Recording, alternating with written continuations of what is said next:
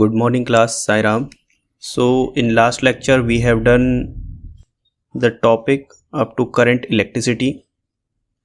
Today we have to do Ohm's law. Okay, we will try to learn about Ohm's law. So as you can see here what Ohm's law says, the electric current flowing through a conductor is directly proportional to the potential difference across the two ends of the conductor when physical condition such as temperature, mechanical strain, etc. remains same. So according to this law, if you have any conductor like this one, and if you apply some amount of voltage to that conductor, then current flows in the conductor, that is capital I, as shown in figure. And according to Ohm's law, this current I is directly proportional to voltage, or we can say that voltage is directly proportional to current. To remove proportionality constant, we insert one constant that is called resistance. So if we try to plot a graph between voltage and current, then our graph will be a straight line because V is directly proportional to current. Then next we have resistance. We have to study about it. As we can say that from previous formula, R can be written as V upon I. So definition of resistance is the resistance of a conductor is opposition offered by conductor to the flow of electric current flowing through it. Next we have resistance in terms of physical features of the conductor. So we know that current is given by this formula, that I equal to NEA VD, and here we can write I equal to NEA, and this drift velocity we have expression for this, that is E capital E upon M, that is force upon M, and into relaxation time. So final expression for current becomes I equal to NE square A tau V upon ML.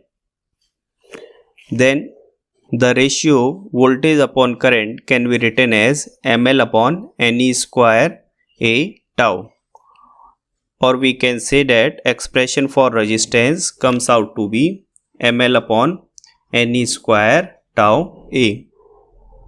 This whole value, that is M upon NE square tau, we call it a new constant, and that constant is defined by resistivity and it is denoted by rho. So formula becomes R equal to rho L upon A, where our rho is M upon NE square tau, and it is called resistivity of specific resistance.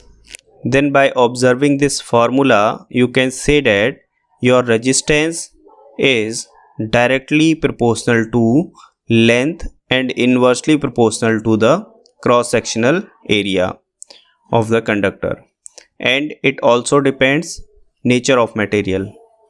Why it depends nature of material? Because R is directly proportional to rho, and rho is the property of material.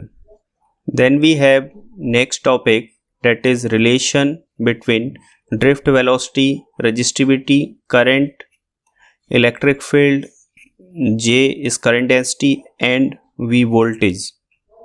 So we know that this resistivity is defined as E upon J, or you can say that is E equal to J into rho. So from here you can put value of J, that was current density, and it was NEVD, because here you can understand that current density J is defined as I upon A, and formula of I was NEA VD, that area will be cancelled out. So from here we can say that our drift velocity is E upon NE rho using the above relation. and from here if you change electric field in terms of voltage and length, then you can write E equal to V by L. So this formula becomes drift velocity equal to voltage upon NE rho L. Next we have conductance and conductivity. So conductance is defined as reciprocal of resistance and its SI unit is mho, that is opposite of ohm. Then conductivity is defined as reciprocal of resistivity. Its SI unit is mho upon meter or mho by meter. Next we have temperature dependence of resistance. So we know the formula that R equal to mL upon Ne square tau A.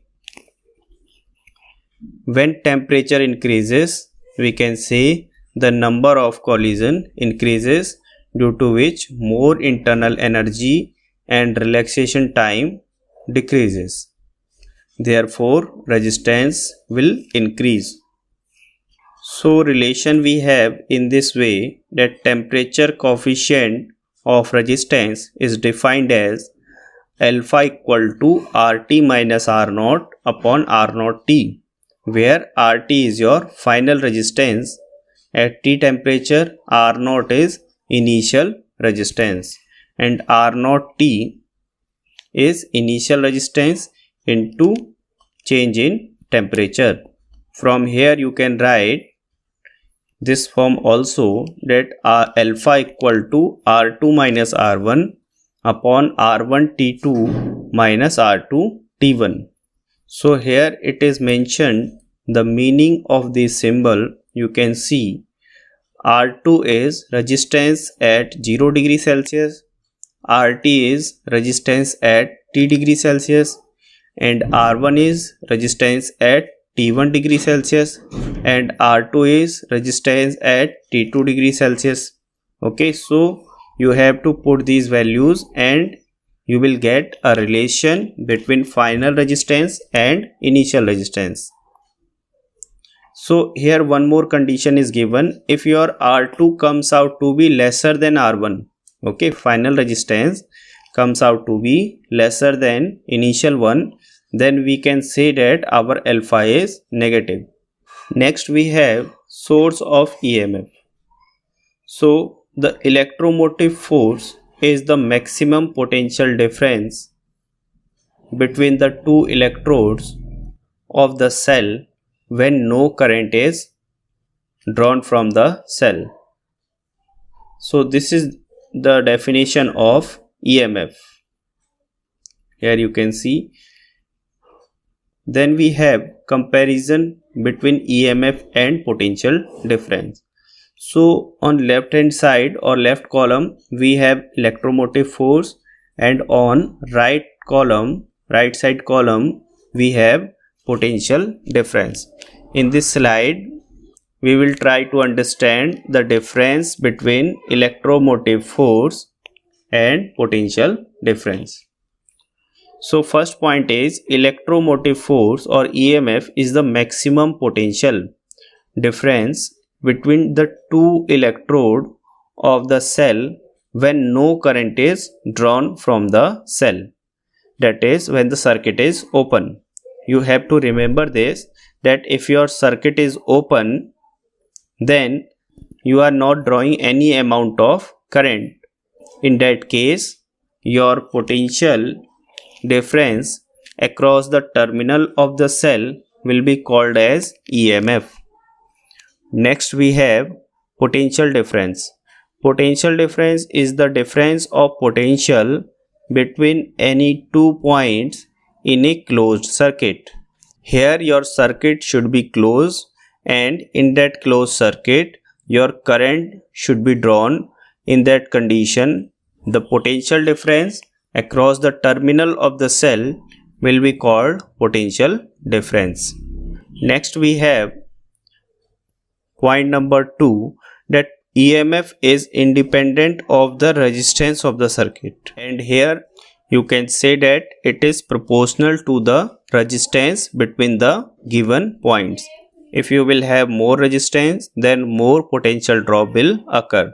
Third difference we have, the term EMF is used only for the source of EMF.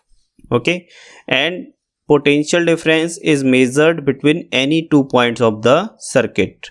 Next we have, it is greater than the potential difference between any 2 points in a circuit. And here important condition is your cell should be discharged. However, a potential difference, we can say that it is greater than EMF when cell is being charged. Then next we have internal resistance of a cell. So it is defined as the opposition offered by the electrolyte of the cell to the flow of electric current through it, and it is saying that it is called internal resistance. So whenever we have two electrode in a cell, then we will have some electrolytic solution also. So if your ion is flowing from one electrode to another, then the resistance offered by that solution, that electrolyte, is called internal resistance. Then we have to study which are the factors that affects our internal resistance. So larger the separation between the two electrode of the cell, that is more the length of the electrolyte through which the current has to flow, consequently at higher value of resistances. It means to say, if your gap between two electrode is very high, then you can say that charge or ion has to travel a longer distance. In that case, more resistance will be offered by that solution. So we can say that our internal resistance will increase. Second point we have, greater the conductivity of electrolyte, lesser is the resistance of the cell. That is, internal resistance depends on nature of the electrolyte. If your electrolyte is more conducting, then in that case your internal resistance will be low. Next we have, the internal resistance of a cell is inversely proportional to the common area of the electron dipping. Okay, if you have inserted more amount of area in electrolytic solution, like these are two electrode, then if this area is more, you can say in that condition your resistance will be lesser. Then here one diagram is made in which we have a cell of EMF capital E, internal resistance is small r, and external resistance is capital R, and we have to find how much is the voltage or potential difference across these 2 points. Then in this case your current will flow in anti-clockwise direction, as you can see, because it flows from higher potential to lower potential outside the cell. In that we can say that our electromotive force E is equal to voltage drop across this bigger resistance and voltage drop across this smaller resistance. So in that case we can write voltage drop across bigger resistance is capital IR by Ohm's law, and voltage drop across smaller resistances is capital I, that is same, and that is small resistance small r. So we can say it will become IR plus R. From here we can calculate our current. This relation is called circuit equation. Here also you can understand your EMF and resistance is given. So voltage drop across it is small v and here is capital V. The same thing is discussed here also. So if you will write voltage equation, then from here you can get IR equal to capital E minus V. That is voltage drop across this internal resistance is the difference of total electromotive force or total EMF minus voltage drop across external resistance capital R. So dividing by capital I and R on both sides, and that is equal to V. On LHS or left hand side we will get this expression IR upon IR, and on the right hand side we will get E minus V upon capital V. From here we can get an expression for internal resistance of the cell, and this expression is written as small r equal to capital E upon V minus 1 into capital R. Then next topic we have, that is cells in series combination. So here we can understand, like we have three cells of EMF capital E and second cell of same EMF and similarly third cell, and each cell has internal resistance small r and they are connected in series combination. And we have one more external resistance capital R, and the voltage drop across this external resistance is capital V, and current flowing in the circuit is capital I. So we can say that cells are connected in series when they are joined end to end, which thing will be called series combination, in which cells are connected end to end. Same quantity of electricity must flow through each cell. Then we have some important point to understand, like the EMF of the battery is the sum of individual EMFs. In series combination we just simply add all three EMFs. The current in each cell is the same and is indivisible with the current in the entire arrangement. We can say that the current flowing in the whole circuit will be considered same. And third important point we have, the total internal resistance of the battery is the sum of individual internal resistances. Means this small r, this second small r and third one all together will be added.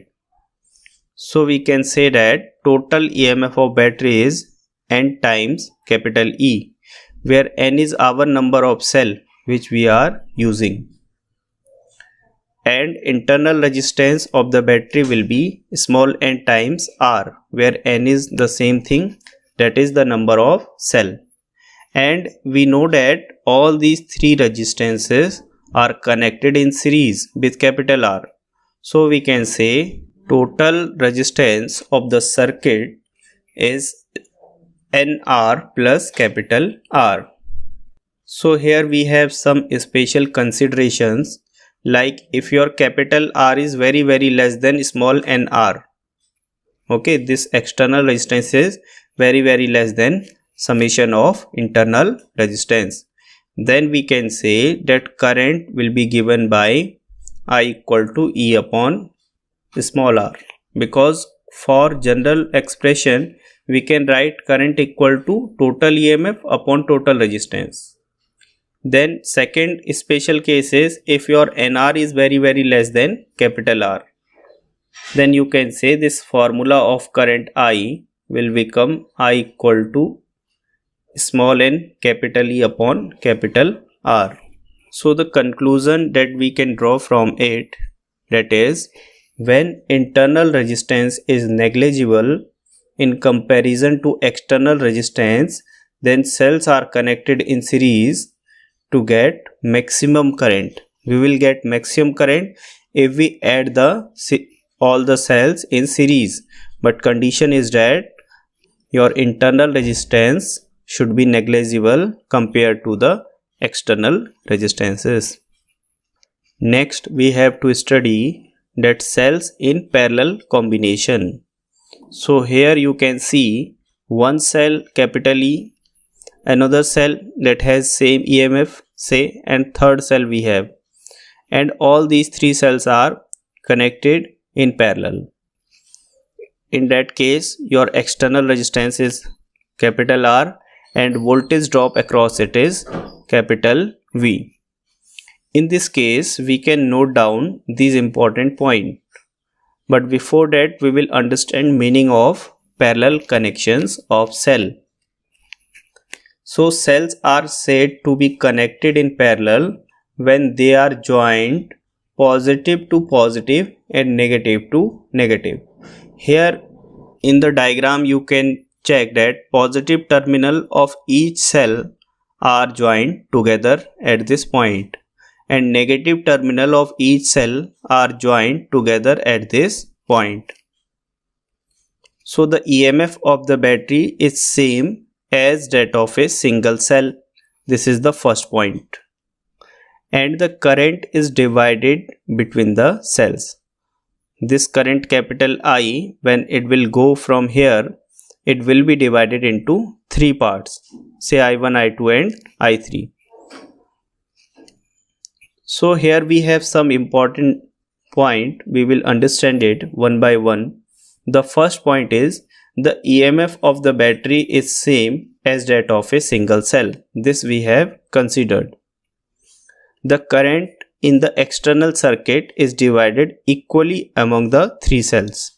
This I will be divided in equal part. Then last point is the reciprocal of the total internal resistance is the sum of the reciprocals of the individual internal resistances. Why we are saying so? Because these three resistances are connected in parallel, and in parallel combination we have formula for R equivalent, that is 1 by R equal to 1 by R1 plus 1 by R2 plus 1 by R3. Then we can say total EMF of the battery is capital E and total internal resistance of the battery will be R by N by law of parallel combination. Then total resistance of the circuit will be R by N plus capital R. And current flowing in this circuit is capital I equal to NE upon NR plus R, that is total EMF upon total resistance. Here also we will have these conditions, like if your R is lesser than R by N, then you can say your current will become I equal to small n times capital E by small r, because we have neglected this capital R. And if your R is small r by N is less than capital R, then we will neglect the first part. Okay, then your current will become I equal to E upon capital R. So conclusion that we can say is that when external resistance is negligible, this capital R is negligible in comparison to internal resistance, then cells are connected in parallel to get maximum current. If we need maximum amount of current, then we have to add cells in parallel, but condition is that your external resistance should be negligible compared to the internal resistance. So this is all for today. We will see the remaining topic in the next presentation. Till then, you noted down all these concepts in your fair notebook and try to practice them. Okay, thank you.